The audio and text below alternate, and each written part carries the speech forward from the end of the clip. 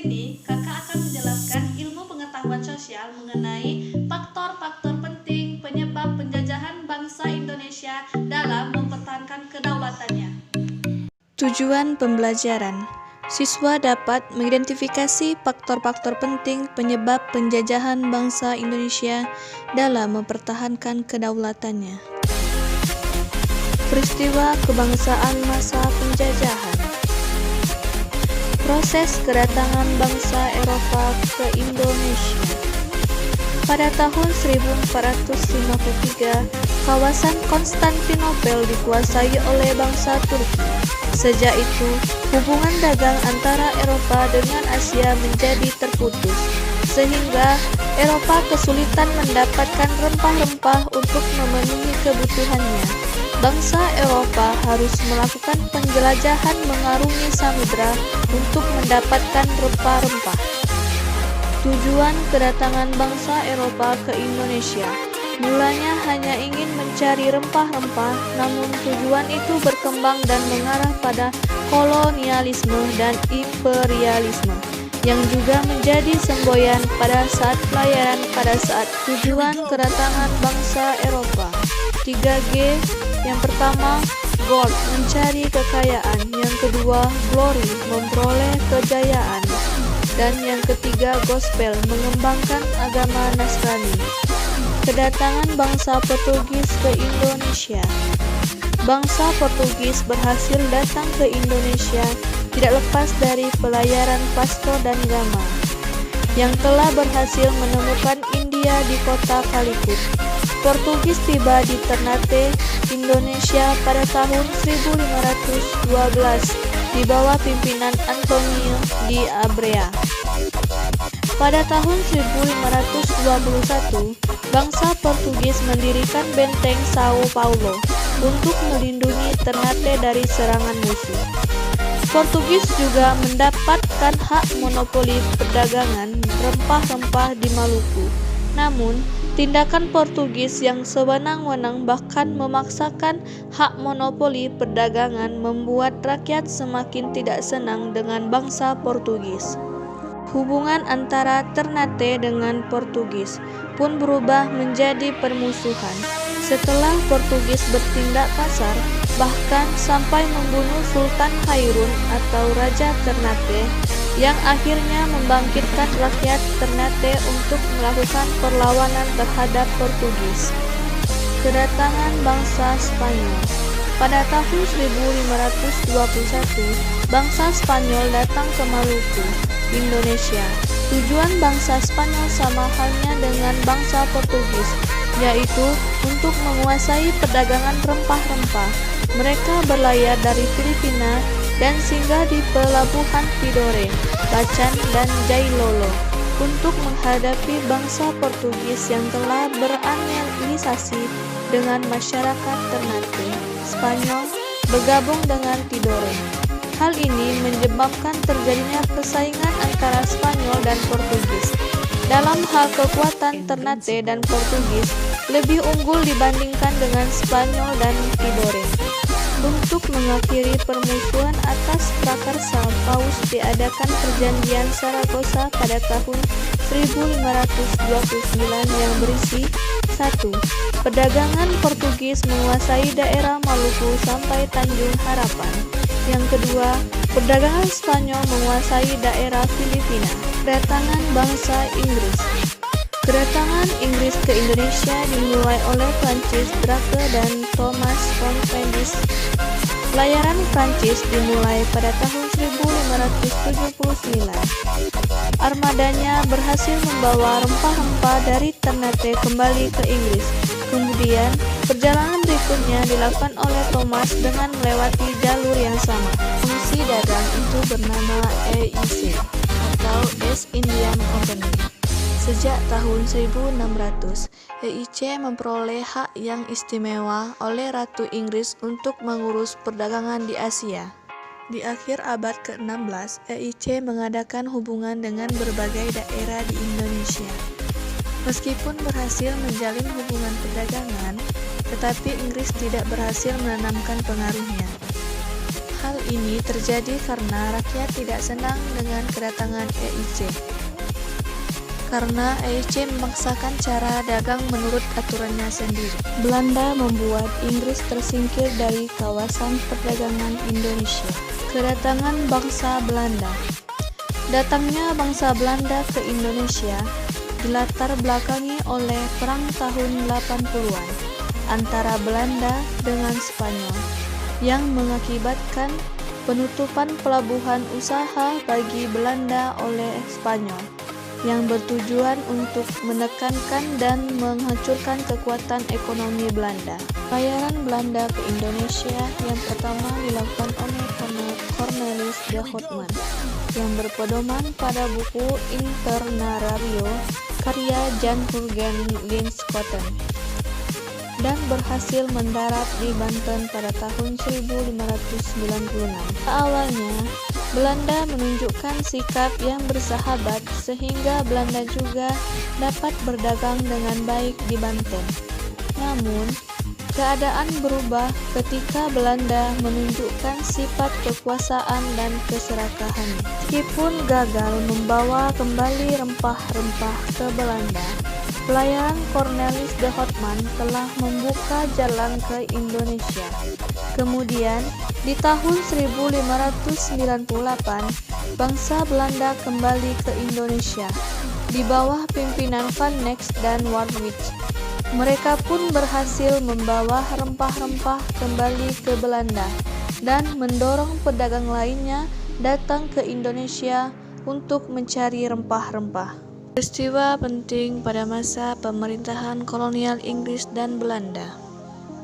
Bangsa-bangsa Eropa mulai memperkuat dan melanggengkan kekuasaannya di Indonesia demi mewujudkan semboyan 3G.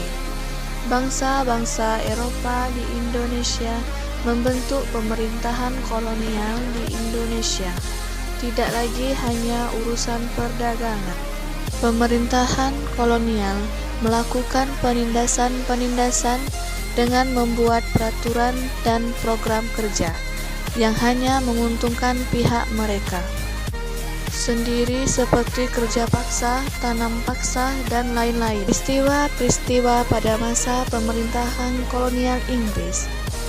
Setelah berhasil menguasai Indonesia, pemerintah Inggris kemudian mengangkat Thomas Santaford Raffles sebagai letnan gubernur di Indonesia. Raffles memulai tugasnya pada tanggal 19 Oktober 1811. Kebijakan di bidang ilmu pengetahuan.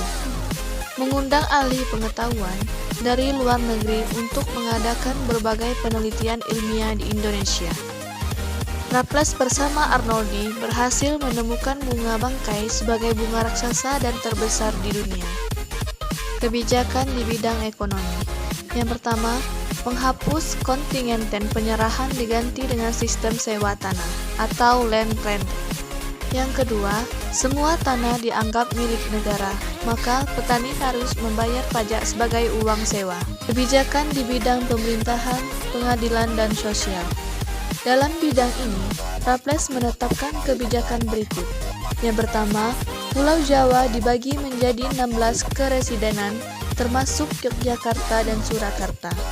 Yang kedua, setiap keresidenan mempunyai badan pengadilan. Yang ketiga, melarang perdagangan budak. Peristiwa-peristiwa pada masa pemerintahan kolonial Belanda. Pada tahun 1595, Belanda berangkat dari Eropa di bawah pimpinan Cornelis de Houtman dan sampai di Indonesia pada tahun 1596 dengan mendarat di Banten. Sejak pelayaran di Houtman, banyak berdiri perusahaan-perusahaan dagang Belanda yang masing-masing memiliki kapal sendiri dan berlayar ke Indonesia. Pembentukan POC. Pedagang Belanda dengan didukung oleh pemerintahnya membentuk kongsi dagang yang bernama VOC. Pada tanggal 20 Maret 1602, pengalihan kekuasaan VOC kepada Kerajaan Belanda. Memasuki akhir abad ke-18, kejayaan VOC mulai merosot. Sistem tanam paksa. Awal mula tanam paksa. Saat Perang Jawa berakhir pada tahun 1830, kerajaan Belanda berada di ujung jurang kebangkrutan. Belum lagi, Belanda pada saat itu masih harus menghadapi Perang Padri yang belum usai dan Revolusi Belgia yang meletus pada tahun yang sama semakin merugikan kerajaan Belanda. Krisis yang dialami kerajaan Belanda inilah yang membuat Raja William I selama Perang Jawa berlangsung memerintahkan agar Jawa dieksploitasi menjadi sumber pemasukan kerajaan Belanda. Raja William I kemudian memanggil Johannes van den Bosch pada tahun 1828 untuk mengatasi krisis ekonomi kerajaan Belanda.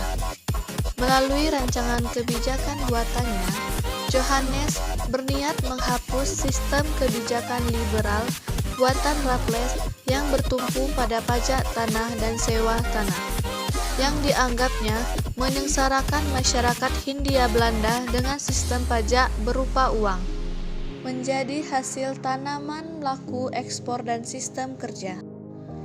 Praktik tanam paksa. Pada praktiknya, sistem kultivasi rancangan Johannes ini mengalami banyak penyimpangan dan malah membuat masyarakat Hindia Belanda semakin sengsara, sehingga para sejarawan menyebutkan sebagai sistem tanam paksa atau enforcing planting. Mereka sengaja melakukan penyimpangan demi mendapatkan bonus persentase penjualan tanaman ekspor, yang pada akhirnya menimbulkan kemiskinan terstruktur di Hindia Belanda. Berbagai penyimpangan ini membuat Johannes berhasil memenuhi misi besar yang diembannya. Kritik atas tanam paksa. Jumlah jam kerja yang tidak manusiawi pada masa tanam paksa berlangsung membuat para petani semakin sibuk mengurus tanaman laku ekspor milik pemerintah Hindia Belanda dan membuat mereka tidak memiliki waktu untuk mengurus lahan padi mereka sendiri. Kritik-kritik yang dilancarkan mereka akhirnya didengar oleh kerajaan Belanda. Sistem tanam paksa akhirnya dihapus pada tahun 1870 dan diganti dengan kebijakan baru yang dinamakan politik etis atau yang dikenal sebagai politik balas budi. Baiklah adik-adik, selanjutnya mari kita lihat faktor-faktor penting penyebab penjajahan bangsa Indonesia, yaitu ada faktor eksternal dan faktor internal. Faktor eksternal. Yang pertama, berkembangnya kembali keyakinan ajaran Kopernikus bahwa bumi itu bulat, sehingga apabila seorang berlayar ke arah barat, maka ia akan kembali ke titik semula. Yang kedua, berlangsungnya zaman Renaissance di Eropa. Yang ketiga, berkembangnya kekuasaan Islam semenjak jatuhnya perdagangan dan ibu kota Romawi yakni Konstantinopel ke tangan Islam. Adanya Reconquista atau semangat perang salib, yaitu semangat dalam menaklukkan bangsa yang telah sebelumnya mengalahkan mereka atau orang Islam. Yang kelima, ambisi untuk menemukan wilayah baru dalam rangka mengemban tugas mencari kekayaan atau gold, kejayaan atau glory, dan menyebarkan agama Nasrani atau gospel. Yang keenam, adanya perjanjian Tordesillas. Faktor internal. Yang pertama, adanya kontak hubungan perdagangan. Yang kedua, Nusantara, wilayah penghasil rempah-rempah terbesar. Yang ketiga, tidak adanya persatuan antara kerajaan satu dengan kerajaan lain di Indonesia. Lain dapat kakak sampaikan, semoga materi yang kakak jelaskan tadi bermanfaat untuk adik-adik semua. Kakak akhiri, wabillahi taufiq